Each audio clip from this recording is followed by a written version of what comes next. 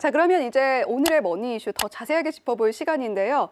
자, 장단기 금리차, 미국의 장단기 금리차가 굉장히 빠르게 좁혀지고 있어요. 지난해에는 158bp까지 확대됐던 미국채 2년물, 10년물 금리차였는데 3분기 연속 축소가 되면서 25bp 수준까지 내려왔습니다.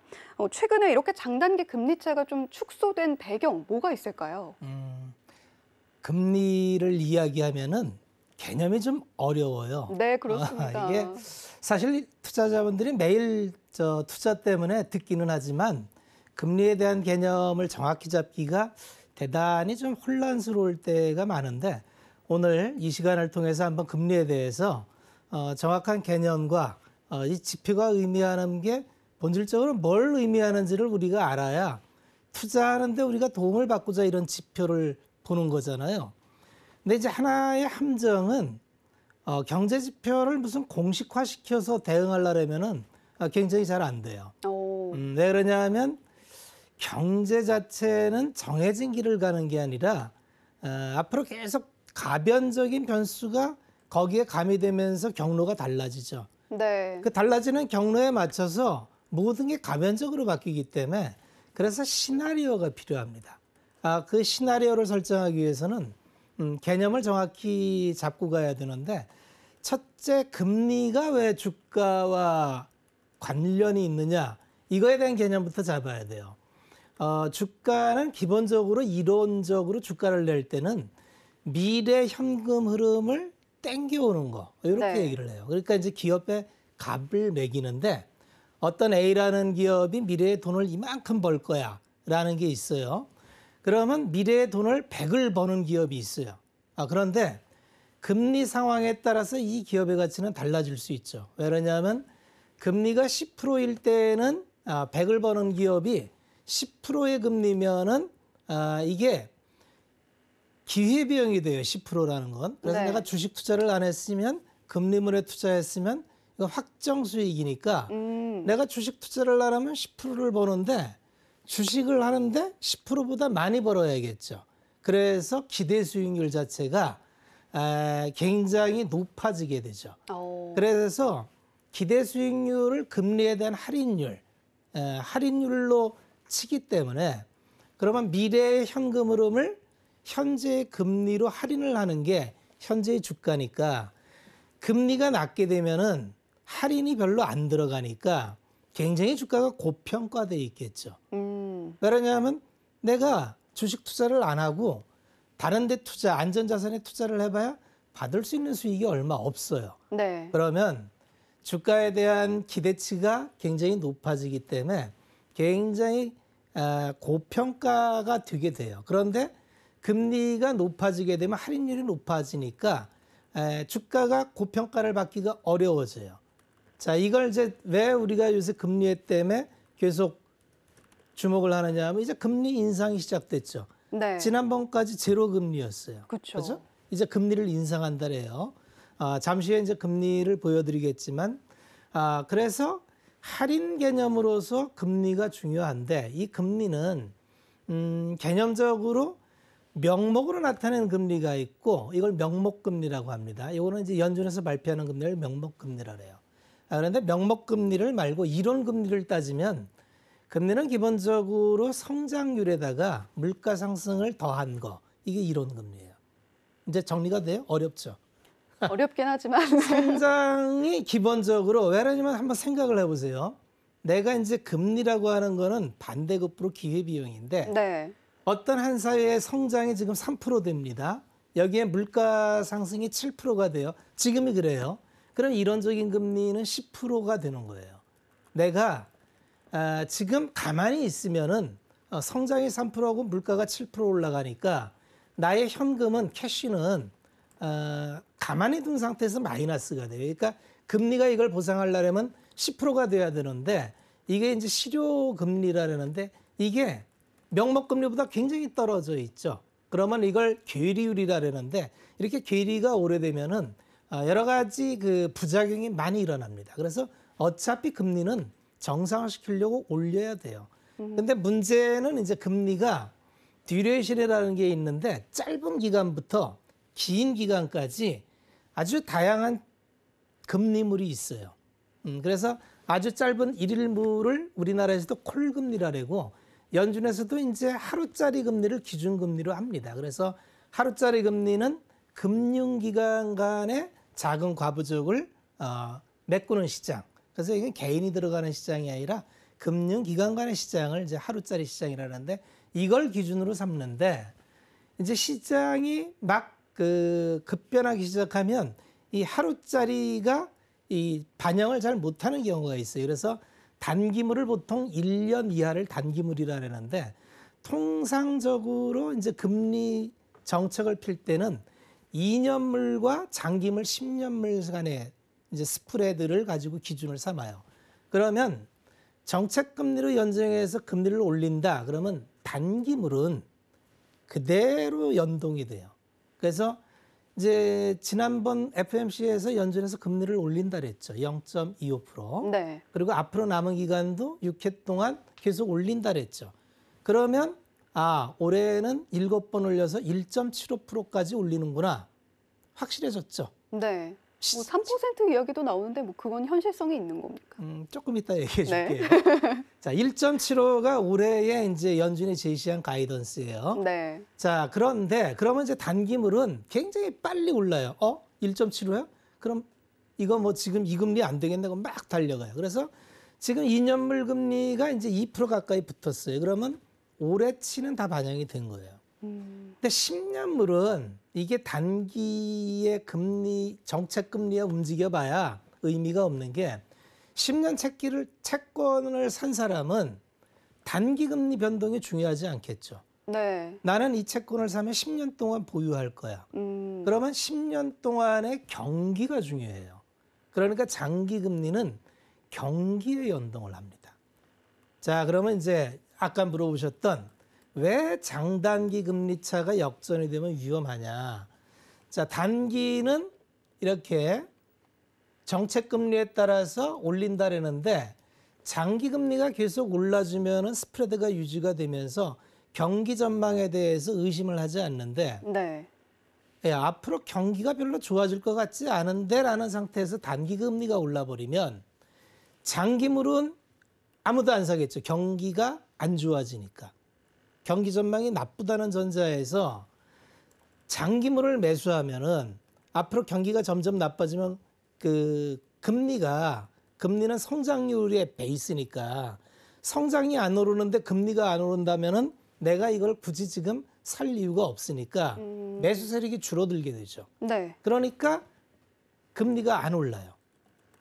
그러면 어떻게 되느냐면 단기 금리가 잠깐이지만 역전이 될 수 있는데 이걸 인벌전이라 그래요. 네. 그러면 통상 시장에서는 이걸 경기 침체로 받아들이고 시장이 굉장히 안 좋은 효과를 냅니다. 지난 40년 동안의 시장을 보면은 80년대는 아주 초 인플레이션 시대예요. 이때 경기가 완전히 무너진 때니까 이때는 굉장히 다양하게 인벌전이 나왔죠. 그 이후에는 금리가 굉장히 안정이 되면서 80년도 말에 이게 플라자 합의 이후에 경기를 진작시키려 했는데 블랙 먼데이 시기가 이때 와요. 그러면서 이때 잠깐 역전이 됐는데 금방 회복됩니다. 금방 회복돼요. 네. 자, 2000년 초 때도 IT 버블 때 잠깐 역전이 됐는데 금방 회복이 돼요. 이 과정을 잘 보셔야 돼요. 2000년 중반에도 차이나의 그 OECD 편입과 동시에 중국의 세계 공조화가 되면서 잠깐 인버전이 진행됐는데 그 다음에 바로 회복이 됩니다. 그리고 작년에 코로나 때 아주 인벌전 직전까지 갔다가 정책으로 바로 회복이 됩니다. 자, 이제 0.17까지 떨어졌어요. 자, 0.17까지 떨어지니까 사실은 지난 시간을 돌이켜보면은 굉장히 안 좋은 시간이 맞는데 문제는 아까 뭐 3%도 물어보고 얘기했는데 네. 경제는 경로 의존적이라 그랬죠. 그러면 이제 금리를 인상하기 첫 스타트를 끊었어요. 금리를 인상한다는 의미를 잘 이해를 하셔야 되는 게 지금의 금리는 0에서 0.25를 이렇게 범위를 줍니다. 요새는. 지금 하나 올려서 0.25에서 0.5까지 올렸어요. 그런데 아까 실효금리하고 굉장히 떨어져 있죠. 그러니까 지금의 금리는 현실을 반영하지 못하기 때문에 이 금리를 현실을 반영하려고 올리는 겁니다. 이걸 중립금리라 그래요. 네. 왜 중립과 금리까지 금리를 올려야 되냐 하면 경기가 항상 좋지도 않고 경기는 항상 나쁘지도 않은데 중앙정부에서는 경기를 계속 부양하려는 의무가 있죠. 연준도 그런 책무가 있어요. 그래서 연준에서 항상 이번에도 발표하면서 얘기한 게 미국 경제는 아직도 건강하고 고용 완벽하고 실업률 완전 고용에 가깝고 임금도 인상돼서 하반기 가면 경제 체력이 탄탄할 거다는 이런 전제를 깔았죠. 네. 그래서 금리를 인상하는 거예요. 경기가 침체로 가는데 금리 인상할 수는 없어요. 그러니까 우리가 이해를 잘 해야 되는 게 네. 이걸 공식적으로 장단기 금리가 역전되면 경기 침체야. 그러니까 지금 굉장히 위험하니까 주식을 팔아야 돼. 라고 얘기한다면 이건 정말 책 보고 공부한 사람이에요. 경기는 그렇게 단순하게 흘러가지 않아요. 정책이라는 거는 작년 코로나 때 한번 기억해 보십시오. 재작년 때. 세상이 망한다 그랬어요. 2020년 2월 달 한번 되돌려 보십시오. 2020년 2월 달에 코로나가 이제 막 연말부터 19년 말부터 중국에서 우한에서 퍼져나가기 시작하고 이게 뭔지 모르는데 확산이 빠르다. 그래서 막 공장을 폐쇄한다. 이러면서 어수선했는데 2월 달에 그때만 해도 이게 지금 경기가 무너지는 거에 어쩐 거에 대한 확신이 없었는데 3월 달 되면서 전면적으로 셧다운이 다 일어납니다. 그래서 전 세계 공장이 모두가 문을 닫아요. 그러니까 세상이 멈춰버린 거죠. 자, 그렇게 되면 교과서대로 얘기하면은 야, 이거는 그냥 완전히 공황이고 침체로 가야 돼요. 그런데 불과 3주 만에 연준에서 가장 강력한 부양책인 제로금리의 무제한 양적 완화를 하니까 어떻게 됐죠? 그냥 솟구쳐 올라갔죠. 자, 앞으로 경기가 무너진다면 정책 당국자가 가만히 있으면은 그냥 침체가 돼서 장단기금이 역전돼서 회복 안 되고 경제 투자 주체들이 자신감을 잃어서 투자를 안 하니까 자금 수요도 있지 않고 경제도 활성화되지 않는데 그렇게 되는 거를 정책 당국자가 방치할 리가 없다는 걸 우리가 기억을 해야 돼요. 그래서 지금은 장단기 금리 차가 임계점에 와서 위험하다. 한편으로는 맞는 말이에요. 그런데 넥스트 스텝은 뭐냐면 지금 금리를 처음 인상했고 네. 앞으로 예고한 금리 인상을 6번을 해야 되고 내년에도 3-4번을 더해서 중립금리를 2.8%를 만든다 그랬어요. 이 2.8%는 어떤 금리냐 면 올해의 미국의 성장을 2.8% 예측을 합니다. 보통 성장률만큼 금리를 갖다 놔야 정책 대응이 돼요. 그러면 아직도 지금은 경기 확장 국면이라는 걸 잊으면 안 돼요. 경기 침체는 어떤 시그널로 침체를 본다 그랬죠? 금리를 높일 수가 없다. 2분기 이상 연속적으로 GDP가 마이너스 성장하면 우리는 그걸 통상 침체라고 합니다. 지금 침체의 징조가 없어요.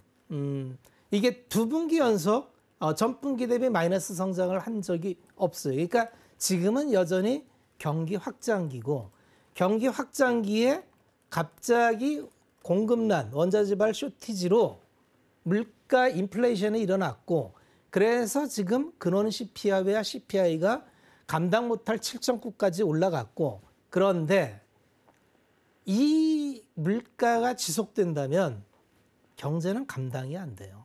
그래서 지금 유가, 그다음에 원자재, 니켈, 구리, 팔라듐 이런 것들이 곡물 이런 것들이 이 추세를 갖고 계속 올라간다고 하면은 투자를 하면 안 됩니다. 우리는 떠나야 돼요. 그런데 그렇게 될 확률보다는 이거는 해결이 된다. 그래서 금리도 인상을 했고 연준에서 그래도 발표를 해서 지난주에 미국이 기준으로 2020년 이후에 가장 큰 주간 상승을 보였어요. 나스닥 기준으로 8%가 올랐고 S&P나 다우 기준으로 5%, 6%가 올랐어요. 반전의 기회는 확실히 잡았어요. 반전의 기회는 잡혀 있는데 문제는 우리가 이제 시장을 좀 세밀하게 봐야 되는데 우리가 시장을 세밀하게 보면은 지금 시장이 어떤 상태냐면은 요걸 한번 보시면 좋은데 지난번 1월 달에 우리는 저점을 깨지 않았어요. 1월 달에 저점은 왜 형성됐냐면 연준이 긴축한다니까. QT를 한다니까 했는데 2월 달에 전쟁이 벌어지면서 이게 24일 날 전쟁이 벌어졌는데 대부분의 국가가 1월 달 저점을 깼는데 우리 시장은 1월 달 저점을 깨지 않고 버텨줬어요. 그런데 중요한 거는 바닥은 잘 잡고 있는데 우리가 지금 추세를 보려면 전체적으로 시장이 어떤 흐름인가를 보려면은 지금 보세요. 어떤 흐름인가 보면은 그냥 박스예요. 작년 3,300에서 내려왔다가 1월 달에 긴축 우려로 내려왔다가 그냥 이런 흐름, 박스입니다. 지금 추세가 나왔나요? 없어요. 그럼 지금 시장의 흐름은 어떤 거냐면 추세 나오는 게 하나도 없이 빠른 순환매만 도는데 그 중에서 굉장히 탄력 좋은 게 나오고 1월 달에는 전멸이었고 2월 달 이후에는 순환매가 빠르게 돌면서 그래도 굵직한 양봉이 나오는구나. 그러면 이게 외국인이 들어오기 전까지는 이 빠른 순환매장이 좀 지속될 확률이 있는데 그러면 전체적으로 탑다운 방식으로 지금 시장의 흐름을 보려면은 대형주와 중형주, 소형주의 흐름을 보면 좋은데 대형주와 중형주 차트 봅니다. 다르죠? 소형주 차트 보면 확실히 다르죠. 이게 의미하는 바는 뭐냐 하면은 지금은 대형주는 외국인이 못 들어오기 때문에 지수가 눌려 있는 상태에서 중소형주 중심으로 빠른 순환매가 들어오고 있구나 이렇게 보시면 되고 당연히 코스닥이 그러니까 코스피보다는 좋은 모습이죠. 코스닥은 이미 전 고점을 뚫었어요. 어제 지난주 금요일 날 뚫었습니다. 뚫으면 여기서부터는 추세가 나올 수 있어요. 그걸 준비해야 되고 그래서 어떤 곳에서 추세가 나올지를 우리는 추적해 봐야 되는 거고 그게 지금부터 투자자들이 집중해서 봐야 될 일입니다. 너무 시장의 뉴스 헤드라인에 그렇게 연연하지 마세요. 지금은 이 정도 위치에서는 이제는 투자에 대해서 굉장히 적극성을 좀 띄어야 하는 위치로 왔다. 이렇게 보시면 맞습니다.